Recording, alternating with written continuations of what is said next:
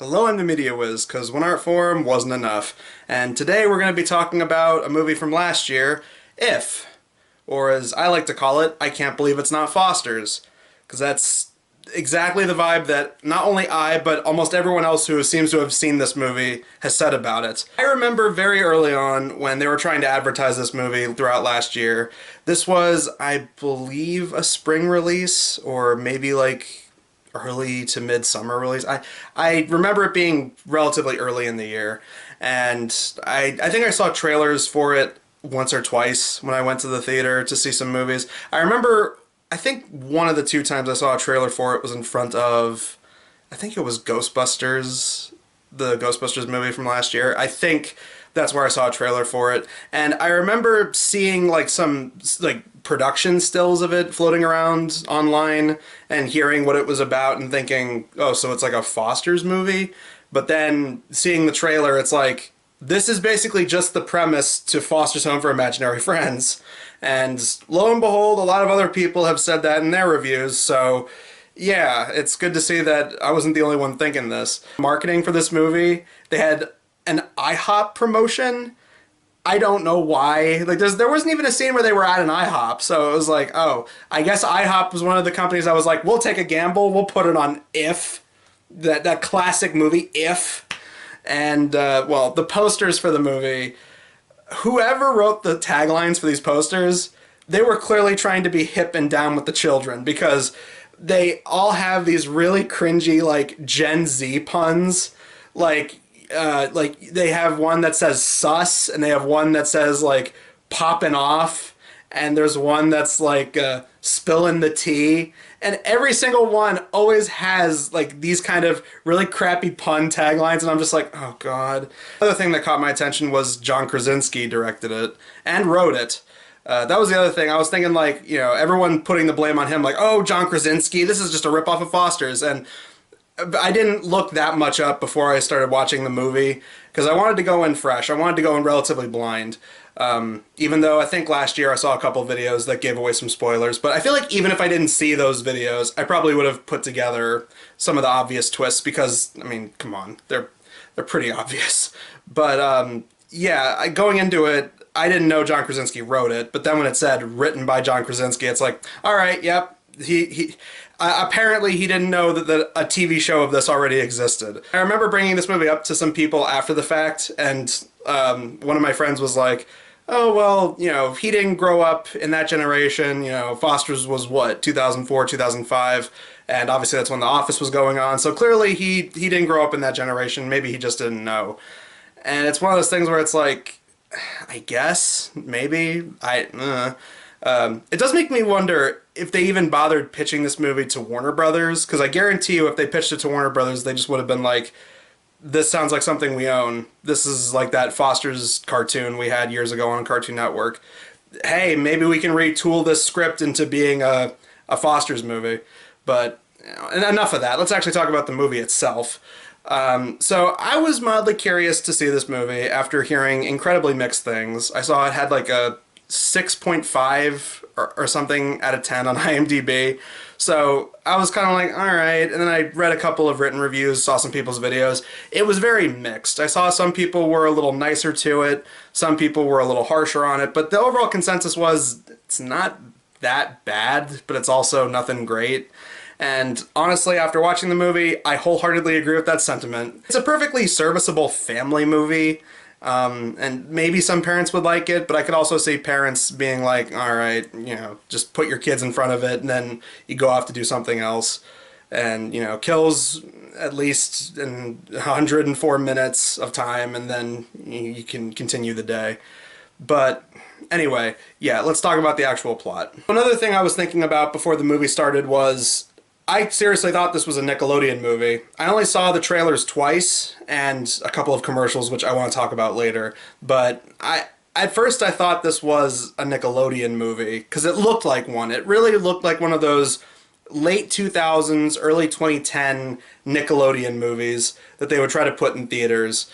It really looked no different than a lot of those kind of movies. Like one of those kind of Nickelodeon kids movies where it's like, they're not horrible, but they're also nothing great. Like Hotel for Dogs and movies like that, it kind of looked like it would fall into that category. But this wasn't Nickelodeon. That really surprised me because they even show the Paramount logo and they changed it for this movie to make it look like a little kid's art project. So I really thought it was going to be followed by the Nickelodeon logo, but I was all kinds of wrong there. But yeah, we begin with this girl who's played by a very young actress, but she's played by the actress from The Walking Dead, who's one of the better actors and one of the better characters from the later seasons of Walking Dead, because I stopped watching after they killed off all the characters I liked. And then the show, I heard, really started to suck after that. But she was pretty good in this movie, honestly. She was actually a pretty good actress for her age. And her dad is played by John Krasinski, because I can only assume he probably wanted a role in the movie as well. I mean, he also voices a character who has like 2 lines, but we'll get to that. They show her very early on when she's a really little girl, and her and her family, they're having lots of fun, they're spending time together, you know, all is perfectly right in the world. And then eventually the mom dies of cancer. And the first few minutes of the movie are very heavy in that department. They're very emotional. Like, there are at least 3 scenes in the first 10 minutes where they have the somber piano music and characters looking, you know, forlorn and all that. And then not only does she have to deal with the death of her mother, but she also has to deal with her dad in the hospital, because John Krasinski is in the hospital and he has to get heart surgery. And what's really weird about that whole subplot is every time he's on screen, I know they do it because they're trying to have it that he's like the fun dad, and he's always trying to keep her happy because he notices that she's feeling very forlorn, and especially after losing her mother. But John Krasinski, every scene, he's always like cracking jokes and he's just being like goofy dad. It feels like Jim Carrey-ish. I know he's probably doing that to try and keep the morale of his daughter up, but it still felt like every scene he's doing goofy shtick, like he's hiding in closets and he's dancing with the thing that has like the medicine bag that has like a little smiley face or whatever drawn on it. It's like, that felt weird. And then there's like this running gag with the grandma, because she's staying with the grandma in their old apartment building. And the grandma is just portrayed as like, she's always trying to do the right thing, but she always screws things up. You know, oh, clumsy old person joke, I guess, out of that.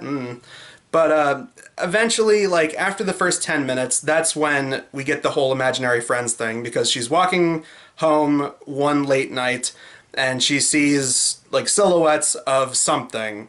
And then she notices that crawling into a person's window is a grown man who turns out to be Ryan Reynolds. And Ryan Reynolds is trying to get this big, fuzzy, purple creature whose name is Blue. Yeah, he's trying to get Blue, who, again, big, fuzzy, purple creature, you know, kind of looks like Grimace with like floppy ears. And then the more the movie played out, I was like, oh my god, give him some horns. He's basically Eduardo from Foster's. So it's like, there's just so many layers of like stuff being taken from other material throughout this thing. But yeah, Ryan Reynolds sneaks into this kid's room and he's trying to get Blue out, because apparently what Ryan Reynolds does is he pairs up imaginary friends with potential kids so that these imaginary friends will no longer be alone. They'll have a new purpose. They'll have a new kid to be an imaginary friend with. And, you know, of course, obvious comparisons to Foster's aside, eventually they get spotted by the main girl, B, as she's called, and oh, she also comes across another character named Blossom, who is like this, is probably one of the more interesting designs to me. I mean, like, Blue just kind of looks like I said, Grimace with floppy ears. And he's played by Steve Carell. And Blossom is voiced by, I forget the actress's name, but she was the main female lead in Dial of Destiny. And then she was in this. Go figure. But B discovers all of them, and they run down all the lore of what's going on, how, you know, imaginary friends are real, and apparently she's special because she can see all of them. Only kids can see their respective imaginary friends, but, you know, this girl is special. In fact, this is one of the few things I actually did laugh at. Blue calls her the chosen one, and then Ryan Reynolds says something like, oh, don't call her that, don't give the kid a complex. I thought that was kind of funny. And you got Blossom, who she looks like an old like ragtimey like 1930s kind of cartoon character who's an insect. She has antennae, and then later we see she has like insect wings. like, I don't know what it is. The design kind of reminded me a little bit of like Spinell from the Steven Universe movie. But they run down the whole thing. They even mention why they're called ifs. Even when they explain it, it's not that creative. It's just like, oh yeah, we're ifs. Not only is it a shortening for imaginary friend, but it also is like, what if? And it's like, great.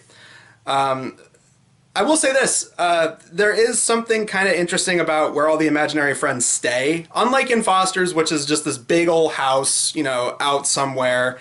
You know, there's like power lines behind the house, but it seems like the house is relatively like off on its own. Here, they live in this like retirement home that's underground, like somewhere below Coney Island. And, like, I thought that was interesting. I was actually wondering, like, yeah, where do these people live? Like, are they just floating around, hiding out in people's closets and under people's beds? Kind of like Monsters, Inc. a little bit, but no. So I'll give them that. That was actually kind of interesting, like, seeing them, like, have this whole, like, underground tunnel, and they walk down, like, a spiral staircase and then leads into this place. That was kind of interesting. But then you get to the other imaginary friends, and this is the other thing it was reminding me of, and I saw a couple of other people brought this up with their videos. The imaginary friends, they're not all that creative, honestly. I mean, say what you want about Foster's, but it's like, the imaginary friends in this, they honestly just look like cartoon characters from other things. And honestly, the other show it was reminding me of, ironically enough, it's another Cartoon Network show, is Amazing World of Gumball, because each of the characters have like slightly different designs and slightly different art styles going on. Especially, there's one that's in the background, and it's just a banana with these like little stringy limbs and has like googly eyes. It looks like that one banana character from Amazing World of Gumball. And the other thing, all these characters are played by celebrities, and really, each of them get like 5 lines at most, and it really is the most unnecessary thing. I mean, right off the bat, you got Blue, who's played by Steve Carell. And just to get this out of the way, Steve Carell, I mean, I like Steve Carell, don't get me wrong. I really like Steve Carell. But Steve Carell, his voice acting, he did way better in Over the Hedge. And, like, he just does the same kind of thing. He's just doing a slightly more exaggerated version of his actual voice. And, unfortunately, most of his dialogue is not very funny. I mean, there's a whole bit where he is supposed to be... B says something like, don't say if. And he just goes, and it goes on for like almost 2 minutes, and it's like, all right, this should have been cut. This was not that funny. Oh, and that's the other thing. I got to bring this up. This is like one of the few things I found out when I was quickly looking up a few things about the movie. Apparently, one of the motivating factors to do this movie was John Krasinski really just wanted to do another project with Steve Carell, which is all fine and good. I mean, obviously they had really good chemistry on The Office, but it's like just recently they were in a coffee commercial together, and that had way more heart and humor in it than this entire movie, quite honestly. But all the other characters are played by celebrities or friends of John Krasinski, and it's like the most pointless thing ever. I mean, you have characters played by George Clooney, Bradley Cooper, Awkwafina as a bubble, Keegan-Michael Key as like a slime monster, and there was a bunch of other ones. Oh, everyone's favorite, Amy Schumer as a gummy bear that farts. A gag so unfunny they still felt the need to put it in the trailer. Yeah, great. Blake Lively's in the movie, and again, has 2 lines. She's like a talking cat or something. And it's like, oh, because Ryan Reynolds is in it. But then I also found out Ryan Reynolds was one of the 4 producers, so that explained it. It's like, oh, it all makes sense. And Jon Stewart, weirdly enough, Jon Stewart is like a robot, like an old like retro 80s like Omnibot, and he has like 4 lines. And it's like what's the point of getting all these people to do voices, like if they're just gonna say like 3 or 4 things? Like, I don't know. Oh yeah, and that's the other thing. John Krasinski he's also a voice. He's a marshmallow that's like on fire, and it has like these googly eyes, and like one of the eyes like falls off or becomes lopsided. It's like, oh, okay. And they also established there's like a super old imaginary friend who's like a teddy bear who dresses like an old man. You know, he has like a fedora hat and a button-down shirt and suspenders. He has a cane, and he talks like a soulful old man. And apparently, yeah, B is really special because she can see all the imaginary friends, and she still has hope. And I guess one of the overall themes of the movie is that it's supposed to be oh, she gets back in touch with her childhood innocence, because there's a running thing throughout the movie. Every time someone's like, oh, but you're just a kid, she goes like, I'm 12 or something. And it's like, I guess the message is like, don't be in a hurry to grow up. You know, it's like that classic meme that everybody's been sharing where it's like, when you're a kid, you want to be an adult, but when you're an adult, you want to be a kid again. I guess that's the overall theme of the movie, and that's all fine and good. I guess that was one of the things they did decently. But then there's this whole scene, and this is like in the middle of the movie.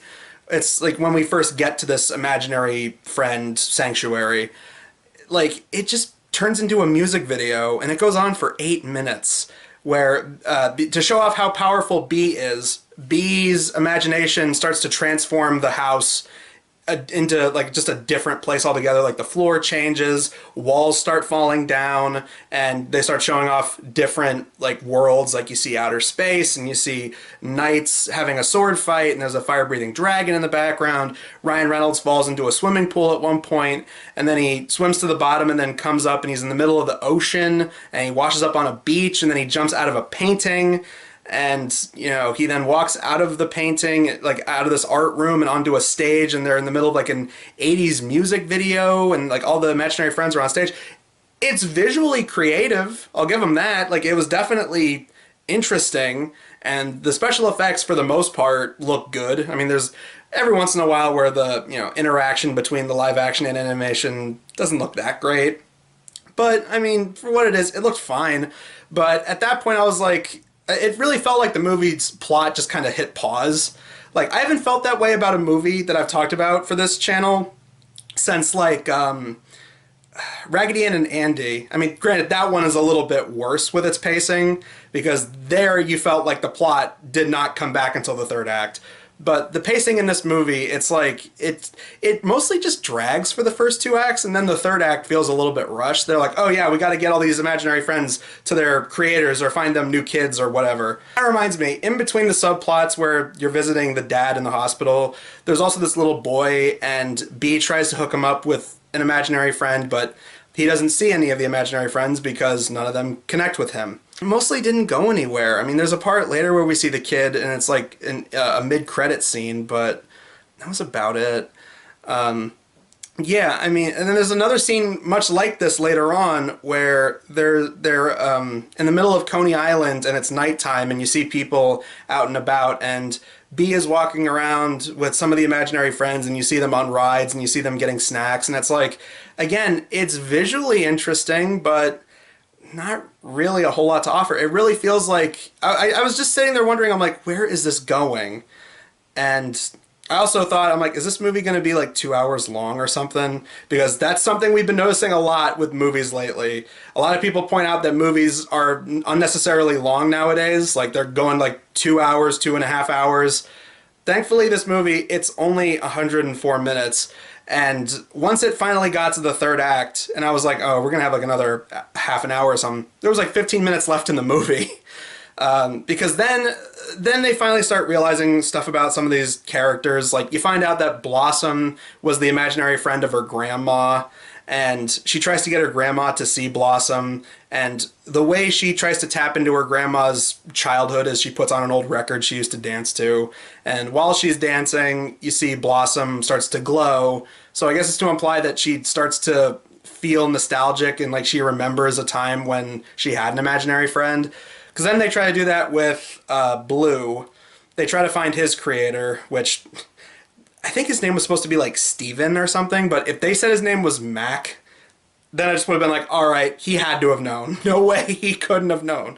But no, his creator, very early on, Blue says something about how his kid's parents owned a bakery, and he's apparently really fond of croissants. So they go to this guy's office building that he works in, and very subtly, B opens up a box of croissants and starts eating one, and while he's waiting in the lobby for a meeting he has to go to, he smells the croissants, and he starts to get nervous before he goes in, but then Blue starts to glow, so I guess he can feel and imagine that Blue is there with him, and Blue pats him on the shoulder and says, like, it's gonna be okay, you got this.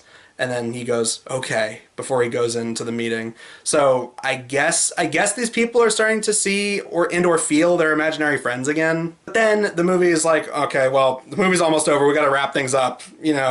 I honestly thought the entire movie was just going to be them trying to get these imaginary friends reassociated with their kids. But no, like I said, whole 8-minute music video scene of showing off this place morphing and changing because of this girl's imagination. But anyway, the end of the movie, of course, they have it that the dad's surgery went off without a hitch. Everything is fine. He's going to be okay. Everyone has their heartfelt moment.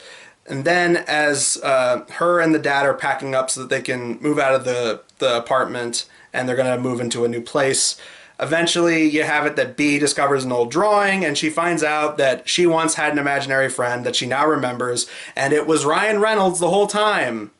And when she goes to apologize for forgetting about him, he shows up and he's now wearing a top hat and he's basically dressed up like a ringmaster at a circus, essentially. And he hugs her and they have a good sob, a heartfelt goodbye moment. And I guess it makes sense because all throughout the movie, you never really have Ryan Reynolds interact with anyone directly. I mean, even when he says things to other people, no one acknowledges him. And granted, I fully admit this is one thing I did know about the movie going in, but I feel like even if I didn't know, I would have pieced it together because it's like, yeah, only she seems to be interacting with him. There's when they go to the office that Blue's creator is at, nobody acknowledges him, but they acknowledge the little girl with the box of croissants. The scene of them saying goodbye ends with a joke, and I had to watch it twice to figure out what they were doing because Blue offers them a tissue, and in the previous scene, Blue was using a tissue, but when he offers the tissue to them, they go, gross. And then it just moves on to the next thing. And I was like, what? I'm like, what was gross about that? He just offered them a tissue while they're crying. And then I was like, oh, it's supposed to be the tissue he had in the previous scene that he wiped his eyes and blew his nose into. Anyway, the movie ends with B and her dad getting into the car. They drive off. Grandma can now see Blossom, and she says, well, I guess we have plenty of time to catch up, old friend. So I guess she can see her now. And then in the middle of the credits, Ryan Reynolds is going around reassigning the imaginary friends that were actually connected to people we saw earlier in the movie. So receptionist lady at the office building they went to, she's reunited with this unicorn imaginary friend. And nurse lady at the hospital is reconnected with pink alligator friend who's played by Maya Rudolph. Detective imaginary friend who kind of looks like Mr. Enter's old avatar. He was apparently the imaginary friend of some guy that worked at a convenience store that B got flowers at. So they're reunited. And then they show the kid from the hospital, and his imaginary friend is one that they actually showed him thinking of earlier, which is like this dragon that has glasses and a polo shirt. And it's like, oh, okay. It's a little subtle thing, a little small thing, but they found a way to connect that. All right. I kind of wish the whole movie was this, to be honest. It's like, I feel like the movie, that's what the movie was marketed as. Reconnecting people who've probably become old and jaded and, they're too old for childish things like imaginary friends. But then I kind of wish that this was the duration of the movie. But I will say the very last joke in the movie actually is pretty funny because very early on you have a running gag where Ryan Reynolds keeps tripping on an invisible imaginary friend named Keith. And then you have it that as they're getting into their new house, John Krasinski dad trips. And he goes, "Hi, Keith. Good to see you again." So that was his imaginary friend. It's actually a decent joke to end on, I guess. Final thoughts on the movie. It wasn't as bad as I heard some people making it out to be, but I still didn't really care for it. I mean, like I said earlier, it's a perfectly fine family movie. I feel like maybe your kids would want to watch it. But otherwise, I mean, the production is fine. The effects, for the most part, look pretty good. And the acting isn't that bad, but the story itself, I feel like it had pacing problems. I feel like most of the first 2/3 of the movie dragged, and then the third act felt like that's when the movie started to rush. And it felt like most of the movie should have just been that third act of trying to reconnect imaginary friends with their original creators who probably need them, but no, that's like the last portion of the film. There was a couple of times I laughed. There was a couple of jokes that I thought were all right. I'll say this, Ryan Reynolds, say whatever you want about him. I know there's some people who outright hate him right now. But Ryan Reynolds in a kid's movie, honestly, it just felt like he was just a toned down version of what he usually plays in every movie, which is basically himself. But I don't know, seeing him do, like, he has a couple of funny smartass remarks, but it's like it's not enough. And the pointless celebrity appearances, it's like they did that for marquee value. It's like just get all your celebrity friends to do voices and say like two or three things, and that was about it. I don't know. It's not horrible by any means. If people wanted to show this to their kids, there's really nothing that bad in it. But at the same time, it's like, you know, I didn't hate it, but I also didn't really like it all that much. I mean, it certainly isn't the worst movie I've ever sat through or done a video for. So, you know, take that for what it's worth. I mean, if you're curious and want to check it out, you know, I wouldn't praise it all too much, but I also can't say that it's the most insufferable thing ever. I really didn't think it was. But, yeah. So that's all that really needs to be said about If. I will say this, before we go, I want to point this out. It did make me want to rewatch Foster's. Like, watching this entire movie, I was like, I wish I was watching that TV pilot movie they did for Foster's, which was, I think, like the first 3 episodes, I think. It was like a whole hour-long special when they premiered that show years and years ago. And I remember that movie being pretty good, so yeah, I don't know. I guess, if anything, if you're not gonna, do not watch this movie. Instead, watch the pilot movie for Foster's Home for Imaginary Friends. I don't know. I mean, they're bringing that show back eventually, so who knows? You know, maybe this generation would actually want to watch that show and watch it, because while it had a fair share of bad episodes, it was still a pretty decent show, all things considered. But anyway, that's a tangent. Anyways, tune in next month where there's going to be 4 more Media Wiz reviews coming up, so look forward to some of those. Until then, I am the Media Wiz, because one art form wasn't enough.